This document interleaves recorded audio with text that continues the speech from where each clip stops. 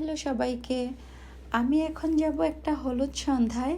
কোন শাড়িটা পরবো বুঝতে পারতেছিলাম না, অবশেষে এটাই পরলাম।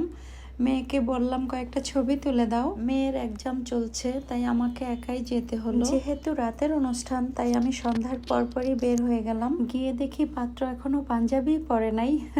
অনেকেই রেডি হয়নি। বেশ কিছুক্ষণ পর দেখলাম সবাই রেডি।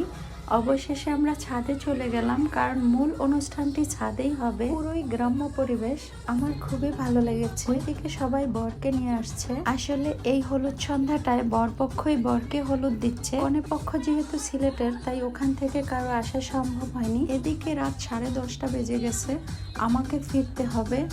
জুরাইন থেকে মিরপুর আসাটা একটু সময় সাপেক্ষ, তাই আন্টির কানে কানে চুপি চুপি বললাম যে আন্টি আমাকে বিদায় দিতে হবে, তাই আমাকেই আগে হলুদ দিতে বলা হলো। তারপরে সবার কাছ থেকে বিদায় নিলাম। সময় স্বল্পতার কারণে খেতে পারিনি বলে আন্টির সাথে খাবার দিয়ে দিল। আর আসার পথে আমি রাতের ঢাকাকে উপভোগ করলাম। সত্যি রাতের ঢাকা যে এত সুন্দর, এটা দিনে বোঝার উপায় নেই।